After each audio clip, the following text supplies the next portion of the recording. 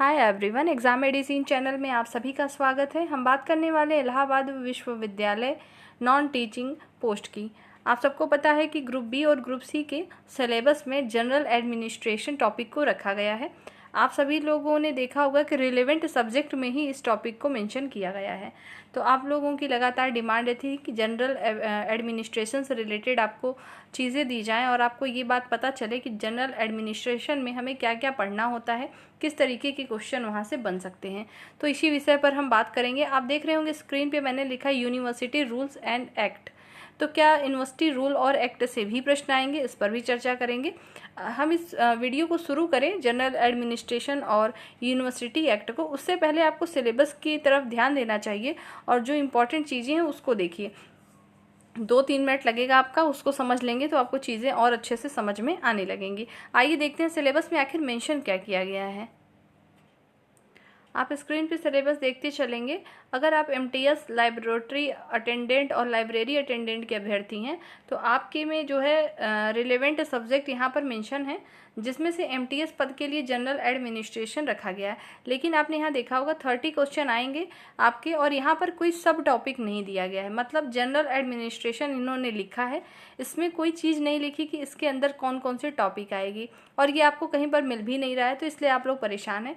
तो देखिए, सभी लोग समझ लें जनरल एडमिनिस्ट्रेशन का मतलब अगर हम समझना चाहें तो जैसे आपका जनरल एडमिनिस्ट्रेशन का मतलब क्या होता है, सामान्य जो आपके प्रशासन होते हैं उससे संबंधित। अब ये प्रशासन होता क्या है, मतलब किस तरीके से यूनिवर्सिटी में जो रूल्स होते हैं, एक्ट्स होते हैं, किस अकॉर्डिंग चलते हैं, उसमें कौन कौन से पोस्ट होते हैं, कौन कौन से अधिकारी होते हैं, कितने वर्ष का उनका कार्यकाल होता है, ये सभी चीज़ें जनरल एडमिनिस्ट्रेशन के अंतर्गत आती हैं। क्योंकि इसके टॉपिक चूँकि नहीं दिए हैं तो हमें यूनिवर्सिटी एक्ट की भी चीज़ें पढ़नी पड़ेंगी। क्यों? क्योंकि एक्ट से ही हमें पता चलता है कि किस एक्ट के थ्रू जो है कौन से पद को वहाँ रखा है। जैसे आप chancellor, dean, vice chancellor, registrar, ये सभी लोग जो होते हैं आपके यूनिवर्सिटीज़ में होते हैं, तो उनके विषय में आपको जानकारी होनी चाहिए। और एडमिनिस्ट्रेशन से रिलेटेड और क्या आ सकता है। और एक बात और ध्यान रखिएगा आप सभी लोग कि जैसे इन्होंने सिलेबस में जो मेंशन किया है कि हिंदी के 15, इंग्लिश के 15 और जनरल अवेयरनेस के 40 और रिलेवेंट सब्जेक्ट से 30, तो ये कोई ज़रूरी नहीं है कि इतना ही प्रश्न है। ऐसा मैं क्यों कह रही हूँ, क्योंकि पिछली बार ऐसा हुआ था कि जितने भी दिए थे इन्होंने क्वेश्चन, सब में उतने उतने प्रश्न नहीं पूछे गए थे। तो हो सकता है कम आए, लेकिन हमें अपनी तैयारी 30 प्रश्नों की करनी है। ये सोच के नहीं करना है कि नहीं ऐसा तो हो सकता है कि मान लो ना आए। मैं आपको ये बता क्यों रही हूँ, क्योंकि हो सकता है कि कुछ ऐसे अभ्यर्थी हों जो पिछली बार शामिल रहे हों और वो इस बार भी शामिल हों, तो उनको उनके दिमाग में माइंडसेट होगा उनका कि चलो कोई नहीं, पिछली बार तो सिर्फ 2 क्वेश्चन आए थे तो इसको क्यों पढ़ें। पर ऐसा नहीं करना है, आपको इसको पढ़ना है। पढ़ना कैसे है, कुछ चीज़ें तो आपको गूगल से भी देखनी पड़ेंगी, सर्च करने पड़ेंगी। कुछ जो चीज़ें मेरे द्वारा मिल रही हैं उसको पढ़िएगा। और जनरल एडमिनिस्ट्रेशन के लिए मैंने एक अलग से प्लेलिस्ट बनाई है, लिखा है वहाँ पर एयू जनरल एडमिनिस्ट्रेशन, ठीक है, प्लेलिस्ट बनी है। उसमें कुछ वीडियो मैंने अपलोड किए हैं, और वो वीडियो जो है प्रीवियस ईयर में जब आपके एग्ज़ाम कंडक्ट हुए थे तो उस समय जो चीज़ें पूछी गई थी, तो देखिए कोई चीज़ जो स्टैटिक होती है वो चीज़ तो हमारी हटती नहीं है। जैसे यूनिवर्सिटी के जो एक्ट, नियम, कानून है वो तो नहीं बदलेंगे ना, वो तो वही रहेंगे। तो इससे आपकी भी समय की बचत होगी कि ऑलरेडी जो अपलोडेड थे वीडियो आपको सर्च ना करना पड़े। इसलिए मैंने एयू एडमिनिस्ट्रेशन के नाम से एक प्लेलिस्ट बनाई है और उसमें चीज़ों को दे दिया है। तो वहाँ आप देखेंगे 7 लगभग वीडियो हैं, और ये वीडियो जो आज की मिल रही है इसको ऐड कर दूंगी तो 8 वीडियो होंगे उसमें। तो उसको आप देख लीजिएगा, उसमें जितनी चीज़ें वो सभी आपको काम आएंगी, उसको आप सभी को देखना होगा, ठीक है। दूसरी बात ये, समय समय पर इससे रिलेटेड वीडियो और अपलोड होंगे, उसको भी उसी प्लेलिस्ट में स्टोर कर दिया जाएगा, वहाँ से देखते चलेंगे। तो जनरल एडमिनिस्ट्रेशन से रिलेटेड आपकी चीज़ें पूरी हो जाएंगी। इसके लिए कोई फिक्स टॉपिक नहीं है कि बस इतना ही पढ़ना है। आपको यूनिवर्सिटी के जितने भी रूल्स हैं, रूल्स का मतलब यहाँ पर ये होता है कि जैसे आपके घर में अगर मेंबर की बात करें, जो हेड है आपके घर में, आपके पेरेंट्स हैं, उनके अकॉर्डिंग कुछ नियम कानून होंगे। आप छोटे हैं तो आपका एक एरिया एरिया डिवाइड होगा कि नहीं आपको ये काम करने हैं। तो जब यूनिवर्सिटी कोई चला रहा है, उतनी बड़ी यूनिवर्सिटी, वो भी सेंट्रल यूनिवर्सिटी है, तो उसके भी तो अपने नियम कानून होंगे, चाहे वो आपके वेतन को लेकर हो, चाहे आपके पद को लेकर हो, चाहे चांसलर के लिए हो, मतलब सबके लिए अपने अपने नियम कानून बनाए गए हैं। तो ये सब आपको पढ़ना पड़ेगा। जैसे एक एग्जाम्पल लिया जाए कि जैसे आप पॉलिटी पढ़ते हो, तो पॉलिटी में आप क्या पढ़ते हैं, जैसे आपने पढ़ा कि सपोज करिए राज्यसभा को पढ़ते हैं, लोकसभा को पढ़ते हैं, तो आप पढ़ते हैं ना कि लोकसभा अगर कोई मेंबर बनना चाहता है तो उसकी आयु क्या होनी चाहिए, उसमें उसकी नागरिकता क्या होनी चाहिए, और क्या उसमें क्वालिफिकेशन की डिमांड है या नहीं है, कितने वर्ष के लिए होगा। तो आप ये सब जो चीज़ें पढ़ते हैं, जैसे राष्ट्रपति हैं तो उनका क्या है, और राज्यपाल हैं तो वो कितने वर्षों के लिए रहेंगे। तो जो आप पॉलिटी में पढ़ते हैं तो वो भी नियम कानून है, संविधान में लिखा हुआ है, उसके अकॉर्डिंग ही सब कुछ होता है। उसमें भी एक्ट हैं, अनुच्छेद हैं, उनकी धाराएं हैं, उसके अनुसूचियां, उनके अनुसार काम होता है। तो वैसे ही यूनिवर्सिटी एक्ट होता है, उसमें बताया जाता है कि एडमिनिस्ट्रेशन किस तरीके से वर्क करेगा। जनरल एडमिनिस्ट्रेशन जो होता है, अगर सिर्फ एडमिनिस्ट्रेशन की बात करें तो ये ऐसी बॉडी है, ऐसी चीज़ है कि ये बदलती नहीं है। जैसे कि जब मान लीजिए जो राष्ट्रपति का पद है, क्या वो बदलता है? वो नहीं बदलता, वहाँ के मेंबर चेंज हो जाते हैं। आज राष्ट्रपति कोई और है, 5 साल के बाद फिर कोई और आएगा, अगर बीच में कोई कारण ना हुआ तो, कोई किसी कारण से भी होता है ना, उन्होंने इस्तीफा दे दिया या कुछ ऐसी प्रॉब्लम आ गई या उनको कुछ हुआ, तो ये बात अपनी जगह, लेकिन उनका कार्यकाल फिक्स है कि 5 वर्ष बाद चेहरा बदल जाएगा लेकिन पद नहीं बदलेगा। तो उसी प्रकार से एडमिनिस्ट्रेशन भी एक ऐसी बॉडी है कि उसके अंतर्गत जितने भी कर्मचारी काम कर रहे हैं उनकी पद वही रहते हैं, मेंबर्स बदलते रहते हैं। आप भी अगर मान लो इसमें पोस्टेड हो जाते हो जिस पद पे, तो आप हमेशा तो वहाँ नहीं रह सकते ना, एक आपकी भी एज लिमिट हो जाएगी, सब कुछ होगा, फिर आपके बाद कोई और आएगा, या आप प्रमोट हो जाएंगे तो फिर वहाँ कोई और आएगा, पर लेकिन जो उसके नियम कानून हैं वो नहीं बदलेंगे। तो वही चीज़ आपको पढ़नी है, वही चीज़ जानना है कि क्या क्या चीज़ें होती है। इसके अलावा क्या हो सकता है जनरल एडमिनिस्ट्रेशन में, इसके अलावा जो है यूनिवर्सिटी में जो नए नए नियम आए हैं, जैसे कि बात कर ले, नई शिक्षा नीति के तहत चीज़ें लागू की गई हैं, उन सब चीज़ों पे भी थोड़ा सा आपको ध्यान देना होगा। यूजीसी के बारे में जानना होगा। तो इन सब से रिलेटेड कुछ चीज़ें मैंने ऑलरेडी अपलोड की थी, उस सब को मैंने क्या किया है, प्ले लिस्ट में डाला है, उसको पढ़ लीजिएगा आप लोग। तो आप लोग जो बहुत समय से परेशान हैं जनरल एडमिनिस्ट्रेशन को लेके, उम्मीद करते हैं कि आपको चीज़ें समझ में आ रही होंगी। और ये बता देना कि नहीं हमको फिक्स टॉपिक बता दीजिए क्या क्या पढ़ लें, तो ऐसा मुझे भी नहीं पता है एकदम 100%, क्योंकि इन्होंने जब सब टॉपिक नहीं दिया तो कैसे बताया जा सकता है।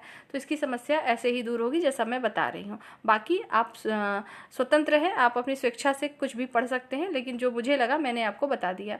दूसरी बात यह है कि पीडीएफ कुछ अभी मैं आपको वीडियो अपलोड करूंगी उस सब की पीडीएफ दे दूंगी। दूसरी बात ये जो पहले की वीडियोस होंगी कोशिश करेंगे कि उसकी भी आपको पीडीएफ दे दें। अगर नहीं भी मिलती है तो बहुत कम वीडियो है वो, आप खुद से इंपॉर्टेंट चीज़ों के नोट्स बना लेंगे। दूसरी बात यह है कि जनरल अवेयरनेस की भी अलग से प्लेलिस्ट बना देंगे आज हम, उसको आप लोग पढ़ते जाएंगे। आपको बस ये नहीं ध्यान देना है कि उसमें ये, और एक बात और है आप लोग की प्रॉब्लम कि जनरल एडमिनिस्ट्रेशन केवल एमटीएस में नहीं आ रहा है, अदर में भी आ रहा है। जैसे जूनियर ऑफिस असिस्टेंट की बात करें तो इसमें भी आप देखिए जनरल एडमिनिस्ट्रेशन का पॉइंट रखा गया है, ठीक है। और उसी इसमें लिखा है ना अबाउट द यूनिवर्सिटी के बारे में भी यहाँ पे मेंशन कर दिया है इन्होंने। और भी चीज़ें हैं, जनरल साइंस, तो काफ़ी चीज़ें हैं। तो जो आपके जनरल एडमिनिस्ट्रेशन का टॉपिक रखा गया है ये कोई ज़रूरी नहीं है कि सिर्फ एमटीएस के लिए है, सभी के लिए है। देखिए यहाँ पर देखेंगे आप, इसमें ग्रुप बी के भी पोस्ट में मेंशन किया गया है। तो जो पहले की वीडियो अपलोडेड होंगी या बाद में, अगर उसमें एमटीएस लिखा है तो इसका मतलब नहीं कि एमटीएस को ही पढ़ना। ऐसा नहीं है कि यूनिवर्सिटी कब बनाई गई, कब उसका डेवलपमेंट हुआ, पहले उसका क्या नाम था, वहाँ के वाइस चांसलर क्या है, कि एमटीएस वाले कैंडिडेट अलग पढ़ेंगे और आपको अलग पढ़ना है, ऐसा कुछ नहीं, सबको एक ही पढ़ना है।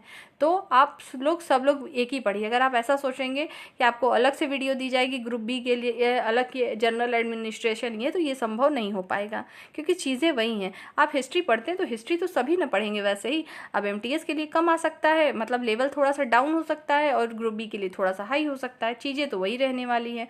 तो आप सबको वही पढ़ना है, ठीक है। तो आपको ये सारी, और यहाँ पे जैसे ये देखिए एक टॉपिक लिखा हुआ है आपका ऑफिस, जो आपके प्रोसीजर्स होते हैं, जो कि रूल होते हैं, उन सब से भी संबंधित वीडियो ऑलरेडी अपलोडेड है, वो भी प्लेलिस्ट में स्टोर कर दिया गया है जनरल एडमिनिस्ट्रेशन के नाम से। तो ये सब आप सब लोग को पढ़ना है। ये तो समस्या आपकी इसकी दूर हो गई। अब बात कर ले जनरल साइंस की, तो जनरल साइंस जो है अभी भी जूनियर ऑफिस असिस्टेंट में आएगा। साथ साथ जो है जनरल साइंस का सब्जेक्ट रख दिया गया है आपके लेवल 4 में लेबोरेटरी असिस्टेंट और लाइब्रेरी असिस्टेंट, तो इनको भी पढ़ना है। तो जो आपकी सीरीज़ चलाई जा रही थी उसमें 2 सीरीज़ और बाकी है, उसको भी दे दिया जाएगा। और जो यहाँ जनरल साइंस लिखा हुआ है इसकी प्लेलिस्ट भी अलग से क्रिएट की गई है। उस प्लेलिस्ट में जनरल साइंस, फिजिक्स, केमिस्ट्री और बायो के जो भी चीज़ें बताई गई थी उसके जो है PDF भी टेलीग्राम पर हैं और उसको भी मेंशन किया गया, तो उसको आपको वहाँ से कवर करना है। तो आपके रिलेवेंट सब्जेक्ट लगभग सब की जो है पूरी हो जाएंगे। और रही बात जनरल अवेयरनेस की, उसका जो पहले से वीडियो अपलोड है उसको अलग से प्लेलिस्ट में डाल दिया जाएगा। और जनरल अवेयरनेस की जो प्रैक्टिस सीरीज़ होगी उसको जो देंगे वो आपके अलग से जनरल अवेयरनेस की ही प्लेलिस्ट में स्टोर कर दिए जाएंगे। तो इस तरीके से आपको चीज़ें पढ़ते रहना है। तो ये इतना आपको समझ में आया होगा कि जनरल एडमिनिस्ट्रेशन में हमें क्या क्या चीज़ें जाननी होती हैं। और अभी की वीडियो में हम जनरल एडमिनिस्ट्रेशन के जो इम्पोर्टेंट पोस्ट हैं, जैसे आपके चांसलर हैं, रजिस्ट्रार हैं, वाइस चांसलर हैं, डीन हैं, तो ये विश्वविद्यालय में होते हैं, यूनिवर्सिटी में। इनके पद के बारे में मतलब उनका क्या कार्य है, उस तरीके की चीज़ें मैं भी आपको बता रही हूँ। उसको तो आपको पढ़ना ही है, साथ साथ जो प्रीवियस में बताया गया है उस चीज़ों को भी पढ़ लेना है। तो यही आपके रिलेवेंट सब्जेक्ट में आएगा, इसको ध्यान से पढ़िएगा। और जो चीज़ें आपकी छूटेंगी, जैसे इसमें कुछ टॉपिक अलग से रखे गए हैं, नॉलेज ऑफ ऑफिस अपकीप, तो ये सारी चीज़ें भी आपको दे दी जाएंगी समय पर। तो यहाँ से आपको कंप्लीट कवर करना है। उम्मीद करती हूँ ये चीज़ आपको समझ में आई होगी कि जनरल एडमिनिस्ट्रेशन में क्या क्या चीज़ें आपको पढ़नी है। तो चलिए देखते हैं कि आज में क्या क्या चीज़ें हैं, किस तरीके के पद हैं। जैसे मैंने बताया कि जो जनरल एडमिनिस्ट्रेशन आपका बॉडी बनाई गई है, एक एडमिनिस्ट्रेशन है, तो वो चीज़ नहीं बदलेगी कभी। तो उस चीज़ को पढ़ना है कि वहाँ के जो पद होते हैं क्या कैसे है, और प्रेजेंट टाइम में वहाँ पे कौन है आपके चांसलर हैं, कौन वाइस चांसलर है, इन सब से रिलेटेड वीडियो ऑलरेडी मैंने अपलोड की है, उसको पढ़ लीजिएगा, ठीक है। और यूनिवर्सिटी की वेबसाइट पर जाइए, आप चाहें तो खुद से भी देख सकते हैं, ये सारी चीज़ें रहेंगी। तो आइए देखते हैं चीज़ें को। आपका इतना टाइम इसलिए लिया गया कि आपको सारी चीज़ें समझ में आ जाएं। आइए शुरू करते हैं। आइए देखिए विश्वविद्यालयों का प्रबंधन करने वाले व्यक्ति, मतलब जो एडमिनिस्ट्रेशन होते हैं, जो शासन प्रशासन को चला रहे हैं, उसमें कुछ इम्पॉर्टेंट हमारे पर्सन होते हैं जिनके बारे में आपको जानना चाहिए। सबसे फर्स्ट है हमारा चांसलर। तो चांसलर जो होता है उनके क्या काम है, कुछ चीज़ें यहाँ पे मेंशन है, बाकी ये किस धारा के अंतर्गत आते हैं ये सारी चीज़ें मेंशन है, उसको पढ़ लीजिएगा, मैंने वीडियो अपलोड की थी। आइए देखिए वाइस चांसलर को जो कौन नियुक्त करता है, इस तरीके से आपसे प्रश्न बनेगा, ऑप्शन दे देगा आपको। तो जो वाइस चांसलर होते हैं उनको कौन नियुक्त करता है, तो वो करते हैं चांसलर। सबसे पहले आपका चांसलर आएगा, फिर वाइस चांसलर। ऐसा है तभी तो चांसलर जो है किसको नियुक्त करते हैं, वाइस चांसलर को। आगे देखेंगे कार्यकारी परिषद जिस सिंडिकेट पर सदस्यों की निर्दिष्ट संख्या को नामांकित करता है। मतलब जो कार्यकारी परिषद होता है, जैसे एक वित्तीय परिषद होगा, एक कार्यकारी मतलब होता है वर्किंग बॉडी होगी आपकी, जो भी आपके कार्य वहाँ पर होते हैं हर एक डिपार्टमेंट में, सबका लेखा जोखा कार्यकारी परिषद में होता है। वित्तीय परिषद में क्या होगा, जो कि वेतन से संबंधित या जो अनुदान आते हैं या तो कहीं से जो हमारे बजट तैयार होते हैं। मैंने बताया था ना कि जिस तरीके से आप यूपी का बजट अलग पढ़ते हो, मतलब जिस स्टेट का हो, स्टेट का बजट अलग होता है, सेंट्रल का अलग होता है, उसी तरीके से जितने भी यूनिवर्सिटियां होती हैं वो सभी लोग अपने भी बजट को तैयार करते हैं। ये सभी वित्तीय कार्यकारी बॉडी होती है वो उसके अंतर्गत होता है। और उन विधियों और अध्यादेशों या संशोधनों को स्वीकृत और अस्वीकृत करना, मतलब जो चांसलर होते हैं, जितने भी आपके विधियां होती हैं, अध्यादेश होते हैं, आप अध्यादेश के बारे में पढ़ते हैं ना कि जो आपके राज्यपाल और राष्ट्रपति को ही अध्यादेश की शक्ति है वहाँ। जैसे मैंने कहा ना, ये सब कुछ चीज़ें ऐसी हैं, पॉलिटी से रिलेट करके पढ़ेंगे तो आसानी हो जाएगी आपके लिए। तो जो चांसलर होता है, जो भी अध्यादेश तो जारी होते होंगे ना यूनिवर्सिटी के अंतर्गत, उन सभी को, विधियों को, सभी को स्वीकृति, मतलब फाइनली सिग्नेचर इन्हीं के जाते हैं, किसके, चांसलर के जाते हैं। कुप्रबंधन में पूछताछ का संस्थान आदि कोई हो, इन कार्यों को विश्वविद्यालय के बाहर प्राधिकरण के में निहित किया जाता है, ताकि उनके प्रदर्शन में वस्तुनिष्ठा और निष्पक्षता सुनिश्चित कर सके। मतलब कुल मिला के ये कहना है, कुप्रबंधन मतलब अगर कोई मैनेजमेंट है वो सही से नहीं, ढंग से काम नहीं कर रहा है, जैसे आप हैं, वहाँ के स्टाफ हैं, आप सही ढंग से काम नहीं कर रहे हैं, तो वहाँ के, जैसे मान लीजिए कोई एप्लीकेशन दिया गया, तो मेन फाइनल डिसीजन किसका होगा, तो चांसलर का होगा, कि वो उस पर जो है सही सही डिसीजन कर सकें, ताकि जो है निष्पक्षता के साथ उसका फाइनल डिसीजन हो सके। तो आपने जो चांसलर यहाँ पढ़ा, चांसलर के बारे में आपने ये चीज़ें जानी कि जो चांसलर होगा वो वाइस चांसलर की नियुक्ति करेगा। ये कार्यकारी जो परिषद होता है उसमें कितने मेंबर्स होंगे, उसका नामांकन कौन करता है, तो चांसलर करेंगे। जो भी हमारे विधियां होती हैं या रूल्स होते हैं, अध्यादेश होते हैं, इन सब को संशोधन करना, इसको स्वीकृति और अस्वीकृति, मतलब ऐसा कोई ज़रूरी नहीं है कि जो एडवाइस दिया गया या जो विधियां बना दी गई, अध्यादेश जारी हुआ, तो चांसलर मानने के लिए बाध्य नहीं है कि वो फाइनल डिसीजन यस में दे दे। तो वो उनके ऊपर ही एक्सेप्ट करते हैं या नहीं करते हैं। तो वही है कि स्वीकृत करें या अस्वीकृत करना किसका अधिकार है, ये चांसलर का है। उनके जो है स्वतः का डिसीजन होगा कि क्या करते हैं। और मैनेजमेंट ठीक से नहीं चल रहा है, इन सब की पूछताछ करना, ये सभी काम जो है चांसलर कर सकते हैं। ठीक है, आइए अगला देखते हैं। उसके बाद बात करते हैं चांसलर की। तो अभी तक जो चीज़ हमने यहाँ पे पढ़ी ना, चांसलर, इसको हिंदी ये लिखा हुआ है, ठीक है। अंगुत्तक जो कहते हैं वो चांसलर को कहते हैं फिलहाल। और एक बात और है, आपके पेपर जो हिंदी और इंग्लिश दोनों में होंगे, तो जो टेक्निकल टर्म्स होंगे वो जैसे चांसलर है तो वहाँ चांसलर ही लिखा रहेगा। ठीक है, अब ये चांसलर आगे भी इसी के बारे में देखिए। केंद्रीय विश्वविद्यालयों में जो है चांसलर का वैधानिक कार्यकालय जो है कार्यालय होता है, जो विश्वविद्यालय का प्रमुख होता है। ठीक है, और सार्वजनिक जीवन में एक प्रतिष्ठित व्यक्ति को कार्यकारी परिषद की सिफारिश पर विजिटर द्वारा इस कार्यालय में नियुक्त किया जाता है। जो विजिटर होते हैं उन्हीं के द्वारा जो है इसे नियुक्त किया जाता है। वह किसी भी अन्य कार्यों या जो है शक्तियों के साथ निहित नहीं होता है। मतलब अगर वो कहीं और भी काम कर रहे हैं तो यहाँ पर नहीं नियुक्त होंगे, उनको एक चीज़ छोड़नी पड़ती है। राज्य विश्वविद्यालयों के पास कोई वैधानिक कार्यालय नहीं होता है। जो स्टेट आपकी यूनिवर्सिटी होती हैं उनके पास कोई भी वैधानिक कार्यालय नहीं होता, जबकि जो सेंट्रल यूनिवर्सिटी होती हैं उनके पास होता है। गवर्नर जो चांसलर हैं भी इस भूमिकाओं को करते हैं। और उस सीमा तक उसे विश्वविद्यालय का एक अधिकारी माना जाता है। चांसलर कौन होते हैं? आपके गवर्नर। और गवर्नर आपके जो वर्तमान समय में जिस स्टेट में आपकी यूनिवर्सिटी आएगी, जो भी सेंट्रल यूनिवर्सिटी होगी, तो वहाँ के गवर्नर ही वहाँ के, अगर एक से अधिक है तो ऐसा कोई ज़रूरी नहीं है कि जैसे हर स्टेट में आपके गवर्नर होते हैं जो कि आप राज्यपाल जानते हैं, तो अगर एक से ज़्यादा यूनिवर्सिटी है तो हर जगह के जो राज्यपाल होंगे वही आपके हर जगह के चांसलर भी होंगे। ठीक है, विश्वविद्यालय एक से अधिकारी माना जाता है, उसे विश्वविद्यालय का एक अधिकारी ही मानेंगे। ठीक है, और राज्य विश्वविद्यालयों में चांसलर के कार्यालय की भूमिका में यह द्वंद्व अक्सर काफ़ी अस्पष्ट और भ्रम पैदा कर देता है। मतलब बहुत सा होता है कि ये चीज़ कन्फ्यूज़न क्रिएट हो जाती है कि जो कार्यालय होता है, कुल मिला के आपको ये जानना है कि जो स्टेट यूनिवर्सिटी होती है, तो जैसे इलाहाबाद में और भी यूनिवर्सिटी हैं जो कि स्टेट यूनिवर्सिटी हैं, जैसे आपकी रजू भैया यूनिवर्सिटी है, तो इन सब के अपने जो है कार्यालय नहीं होते हैं, जबकि आपके जो सेंट्रल यूनिवर्सिटी इलाहाबाद यूनिवर्सिटी है उसका है। ठीक है, आगे देखेंगे। अभी ये वाइस चांसलर के विषय में है। वाइस चांसलर विश्वविद्यालय के क्या होता है? प्रशासनिक और अकादमिक प्रमुख होता है। और भारतीय विश्वविद्यालयों में वाइस चांसलर की नियुक्ति विजिटर चांसलर द्वारा की जाती है। ये चीज़ मैंने अभी ऊपर भी पढ़ी थी, वही चीज़ यहाँ पर भी मेंशन है। ये पीडीएफ भी आपको मिल जाएगी, इसको भी अच्छे से आप एक बार अच्छे से पढ़ लेंगे।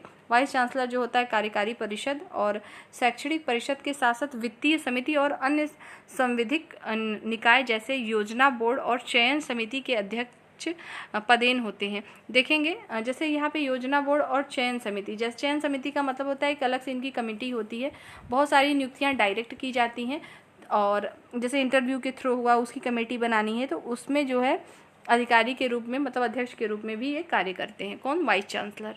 मुख्य कार्यकारी के रूप में वह और यह जो सुनिश्चित करने के लिए जिम्मेदार हैं कि विश्वविद्यालय अधिनियम, विधियों, अध्यादेशों और जो विनियम होते हैं प्रावधानों के अनुसार कार्य करें। देखिए, चांसलर की बात करें, अगर गवर्नर हैं तो उनको इतना टाइम नहीं कि वो हर समय यूनिवर्सिटी की हर चीज़ें देख लें, तो उनके नीचे हैं आपके वाइस चांसलर, तो मेन काम उनका ही होता है, वही चीज़ें जो बताते हैं। फाइनली सिग्नेचर तो आपके चांसलर का ही होगा, लेकिन अगर उनके थ्रू बात करें काम करने का तो वाइस चांसलर का होता है। शिक्षकों, कर्मचारियों और छात्रों के बीच अनुशासन सुनिश्चित करने के लिए जिम्मेदार होता है।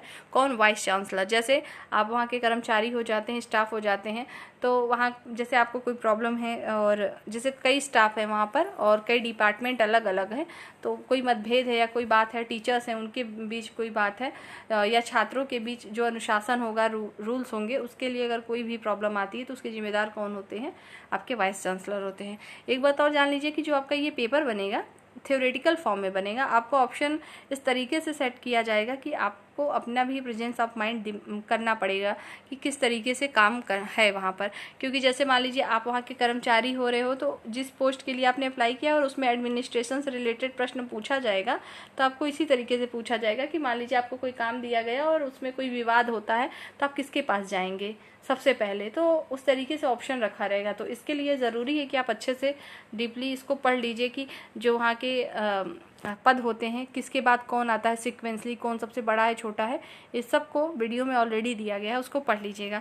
एक बार आपके मैं जब रिवीजन कराऊंगी तो और भी इम्पॉर्टेंट चीज़ें उसमें जो बता दिया गया है उसको भी और कुछ नई चीज़ें भी इंक्लूड कर दी जाएंगी। प्रो वाइस चांसलर या इसको रिएक्टर या रेक्टर भी कहते हैं, ये है देखेंगे। प्रो वाइस चांसलर या रेक्टर एक विश्वविद्यालय में दूसरे स्तर का कार्यकारी अधिकारी होता है, जिसे वाइस चांसलर की सिफारिशों पर कार्यकारी परिषद द्वारा नियुक्त किया जाता है। तो देखा आपने पहले चांसलर, वाइस चांसलर, और यहाँ पे है कि प्रो वाइस चांसलर। पूछा जा सकता है प्रो वाइस चांसलर को और किस नाम से जानते हैं, ऑप्शन देगा तो क्या होगा, रेक्टर। तो इस तरीके से भी प्रश्न आपके बनेंगे। तो कार्यकारी परिषद द्वारा इसे नियुक्त करते हैं, वो शक्तियों का उपयोग करता है और विश्वविद्यालय द्वारा निर्धारित या वाइस चांसलर द्वारा निर्धारित कर्तव्यों का पालन करता है। मतलब जो कि यूनिवर्सिटी के द्वारा जो भी उसको शक्तियाँ पावर दी गई उसके अनुसार काम करेगा, या तो उसके ऊपर उसका हेड कौन है, वाइस चांसलर है, तो वाइस चांसलर ने अगर कोई काम निर्धारित कर दिया कि और किस तरीके से करना है, तो उसके अनुसार वो अकॉर्डिंग काम करेगा। कौन काम करेगा, तो प्रो वाइस चांसलर। तो chancellor, vice chancellor, pro vice chancellor, इन सबको अच्छे से पढ़ लीजिएगा। और किसके क्या क्या नाम और भी हो सकते हैं उसको भी पढ़ेंगे, क्योंकि दोनों चीज़ें दे सकती हैं। वाइस चांसलर के साथ साथ एक तरह की ये भी क्या करते हैं, साझेदारी करते हैं, उनका हेल्प करते हैं काम में। ठीक है, जैसे आप पढ़ते हैं ना कि राष्ट्रपति हैं, उनके न रहने पर उनकी जगह पे कौन काम करेगा, तो उपराष्ट्रपति। अगर वो नहीं है, मान लो किसी रीजन से दोनों पद खाली है, तो सुप्रीम कोर्ट के जो मुख्य न्यायाधीश होते हैं वो करते हैं। तो ठीक उसी प्रकार से इसमें भी चीज़ें डिवाइड की गई हैं। ऐसा तो कोई ज़रूरी नहीं है कि जो फर्स्ट मेंबर है, जो मुख्य मेंबर है, वो हमेशा उपस्थित हो, उसके न रहने पर कौन काम करेगा। तो जिस तरीके का सिक्वेंसली आप पद पढ़ रहे हैं उसी अनुसार काम होते रहते हैं। डीन क्या होती है, डीन ऑफ फैकल्टीज़ होती है। हर एक फैकल्टी के अपने डीन होते हैं, मतलब संकाय के। तो संकाय के डीन संकाय के प्रमुख हैं और शिक्षण और अनुसंधान कार्यक्रमों के संगठन के साथ साथ संकाय में शिक्षण, अनुसंधान और विस्तार कार्यों की मानकों के रखरखाव हेतु कुलपति के लिए जिम्मेदार होते हैं। जो डीन होते हैं, जैसे हर एक डिपार्टमेंट का एक डीन बना दिया गया, एक फैकल्टी का डीन होता है, तो वो पूरा जिम्मेदार होता है जहाँ के लिए उनसे नियुक्त किया जाता है। आमतौर पर डीन की नियुक्ति विभागों में प्रोफेसरों के बीच में से ही किसी का किया जाता है, जिसमें वरिष्ठता के अनुसार रोटेशन की प्रणाली के माध्यम से 2-3 साल की अवधि के लिए संकाय शामिल करता है। मतलब जैसे मान लीजिए कई प्रोफेसर हैं, एक ही डिपार्टमेंट में हैं, तो जो वरिष्ठ होंगे, जो श्रेष्ठ होंगे हर चीज़ में, एज ग्रुप, एज में भी, क्वालिफिकेशन में भी, एक्सपीरियंस में भी, उसके अनुसार 2 से 3 साल के लिए इनको रखा जाता है। ठीक है, तो ये चीज़ें ध्यान रखिएगा कि किसकी नियुक्ति कौन कर रहा है। और कैसा होता है रोटेशन। रोटेशन का मतलब मान लीजिए 6 हैं प्रोफेसर एक ही डिपार्टमेंट में, इस तरीके से मानो, तो जो जिनके पास एक्सपीरियंस अच्छा है, एज उनकी ज़्यादा है, उनको रखना चाहिए। जैसे उनको रखा 2 से 3 साल के लिए, फिर वो उनको हटा दिया जाएगा। फिर रोटेशन के मामले में जो शेष बचे, मान लो 5 लोग और बचे, फिर उसमें से वही चीज़ देखेंगे, फिर उनको रखेंगे, फिर उनको हटाएंगे। तो फिर इसी तरीके से ये चीज़ रखी जाती है। रजिस्ट्रार की बात करें, एक विश्वविद्यालय के प्रशासनिक विंग के रूप में होता है। वह विश्वविद्यालय की सिविल सेवा का नेतृत्व करता है, जो विश्वविद्यालय के सभी रिकॉर्डों का संरक्षक होता है। रजिस्ट्रार का मतलब यही है कि सारी रिकॉर्ड्स को मेंटेन करना, रखना, और बाहरी दुनिया के साथ साथ अपने सभी व्यवहारों में विश्वविद्यालय का प्रतिनिधित्व भी करता है। अब देखिए बहुत सारी चीज़ें मैनुअल फॉर्म में रिकॉर्ड होती थी। अब ऐसा कोई ज़रूरी नहीं है कि डिजिटल का टाइम चल रहा है तो हर कुछ आपके कंप्यूटर में ही स्टोर हो। कुछ चीज़ें ऐसी होती हैं कि अभी भी जो है मैनुअल फॉर्म में ही रिकॉर्ड होती हैं। तो रजिस्ट्रार का क्या काम है, जितने भी विश्वविद्यालय से रिलेटेड जो भी रजिस्ट्रार होंगे, रिकॉर्ड होंगे, डॉक्यूमेंट्स होंगे, उनका संरक्षण, उसकी सिक्योरिटी करना किसका काम होता है, रजिस्ट्रार का होता है। वह पदेन है। विश्वविद्यालय के सभी वैधानिक निकायों के सचिव उनकी बैठकों के लिए नोटिस जारी करता है। जैसे अचानक से कोई मीटिंग है, कोई एजेंडा है, कुछ भी तैयार करना है, तो उसके लिए कौन काम करता है, तो उसके लिए काम करेंगे रजिस्ट्रार। ठीक है, आपने रजिस्ट्रार हर जगह पे अलग अलग पढ़े होंगे। जैसे हाई कोर्ट में अलग होते हैं, हर जगह पे अलग अलग रजिस्ट्रार होते हैं। तहसील कचहरी में अलग होते हैं, उसी प्रकार से आपकी यूनिवर्सिटी में भी रजिस्ट्रार होते हैं और इनकी भी अलग चीज़ें होती हैं। रजिस्ट्रार को आमतौर पर कार्यकारी परिषद, जिसको सिंडिकेट कहेंगे, द्वारा वाइस चांसलर की अध्यक्षता में चयन समिति की सिफारिश पर नियुक्त किया जाता है। ठीक है, चयन सिफारिश के जो है उस पर किसको नियुक्त करते हैं, तो वाइस चांसलर के। पूछा जा सकता है जो रजिस्ट्रार की नियुक्ति होती है वो किस परिषद द्वारा होती है, तो कार्यकारी परिषद द्वारा। किसकी सिफारिश की जाती है, मतलब कौन इनके लिए सिफारिश करेगा, तो वाइस चांसलर। तो वाइस चांसलर क्या किसी को भी कर सकता है? नहीं, इसके लिए भी कुछ नियम होंगे भाई। वो वहीं का मेंबर भी हो सकता है और उनकी एज की लिमिटेशन भी हो सकती है। तो रजिस्ट्रार के पद के लिए कौन सिफारिश करता है, तो वाइस चांसलर करेंगे। तो इस प्रकार से इनकी नियुक्ति की जाती है। वित्त अधिकारी कौन होता है, तो वित्त अधिकारी जो होता है विश्वविद्यालय की निधियों और संपत्तियों पर का प्रबंधन करता है। जैसे वित्तीय से मतलब ही, जैसे मैंने आपको शुरू में बताया, कुछ अनुदान होते हैं, बजट होते हैं और जो भी फीस डिसाइड होती है, कोई फॉर्म भरे जाते हैं, उस सब का मेन लेखा जोखा कहाँ होता है, तो वित्तीय अधिकारी के पास होता है। वित्तीय अधिकारी मुख्य रूप से सरकारी धन के प्रबंधन के लिए जिम्मेदार है। सरकार एक अधिकारी विश्वविद्यालयों द्वारा इस पद पर नियुक्त होता है। इसलिए वाइस चांसलर भारतीय विश्वविद्यालय प्रणाली के प्रशासनिक और अकादमिक प्रमुख होते हैं। ठीक है, तो मेन रूप से बात करें तो चांसलर तो हैं हेड, मतलब सबसे ज़्यादा प्रमुख, लेकिन चांसलर चूंकि हर जगह उपस्थित हमेशा नहीं हो सकते, लेकिन उनका अधिकतर काम कौन करता है, वाइस चांसलर। ठीक है, तो जो भी चीज़ें मैंने आपको भी आज बताई हैं सबको अच्छे से पढ़िएगा। जो चीज़ें पहले दी गई हैं उसको भी आप पढ़ेंगे और आपको वीडियो मिलती रहेंगे। जैसा मैंने कहा है, ऐसा नहीं है कोई फिक्स कि रोज़ ही मिलेंगे, लेकिन जो भी आपको वीडियो मिलती है वो आपकी यूज़फुल होगी। बाकी आप अपने स्तर से भी पढ़ाई करते रहेंगे। नेक्स्ट वीडियो में नई टॉपिक के साथ हम फिर मिलेंगे। जय हिंद।